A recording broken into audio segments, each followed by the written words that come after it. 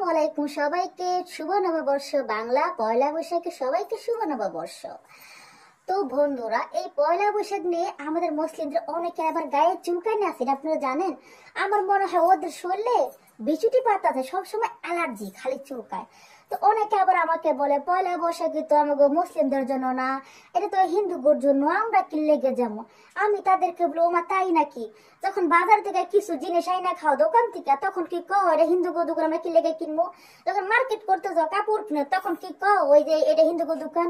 আরে ভাই, ধর্ম যার যার উৎসব সবার, মানে এটা তো বাঙালি জাতিদের জন্য। তো আমরা যদি বাঙালি, পয়লা বৈশাখ বাংলা নববর্ষ সবাই যা আনন্দ ফুর্তি করতে পারে, আপনার ভালো লাগবে না? আপনি যাইবেন না, আমার ভালো লাগবে আমি যাবো, তাই বলে কি আমি হিন্দু? এটা কোনো কথা হতে পারে না।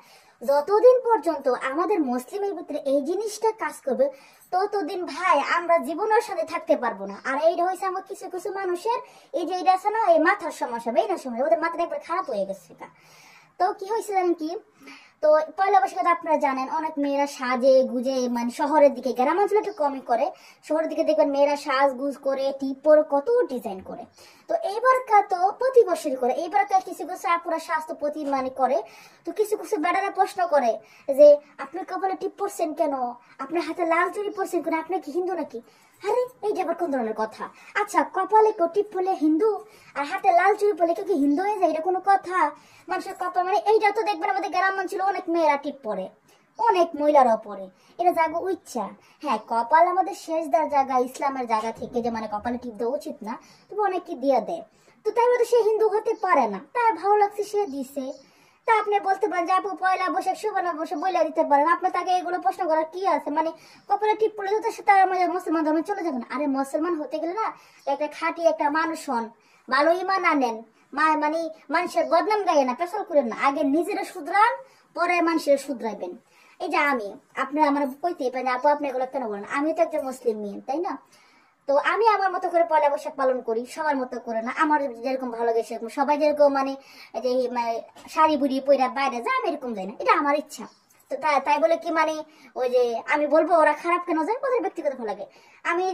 আমি কপালে টিপ পরি না, ঠিক আছে? যখন থেকে বুঝতে পারছি কপালে টিপ দশ শেষ দশ, তখন থেকে মানে হারাম টিপ দিই না। তো আমার ভালো লাগে আমি দেই না, ওদের ভালো লাগে। আমি তাদেরকে বলবো যে আপনি কি মুসলিম, মানে কোনো গায়ে কি লেখা আছে উনি হিন্দু না মুসলিম?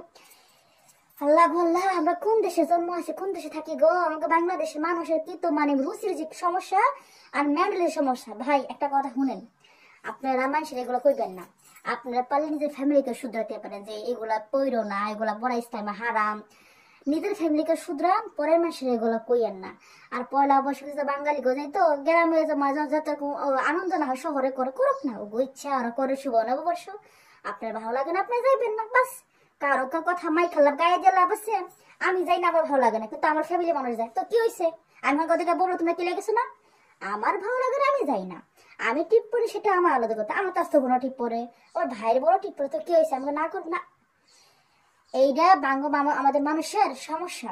তো ভাই, আপনারা এই মেন্টাল থেকে বের হন, নিজে করে সব ইয়ে করেন, মানুষের কথা কান দিয়েন না, আর মানুষের এগুলো বললেন না। যে যার মন চায় টিপ পড়ুক, সেটা তার ব্যক্তিগত ব্যাপার, বাদ দেন। আর মনুষ্য তো ঠিক করেন, ইসলামের জন্য টিপে শুধু মনে মুসলিম না। আপনি ইসলাম মুসলিম হতে গেলে আগে খাঁটি মানুষ হন, ভালো ইমানদার হন, আগে নিজের শুধরান, পরে বাইরে শুধরাবেন। যত সব পাগলের মানে কথা কি বলবো, পাগলের কারখানা। আমার ভিডিওটা কেমন হয়েছে জানাবেন।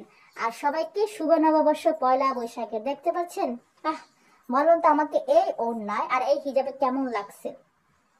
ভালো থাকবেন, আল্লাহ হাফেজ।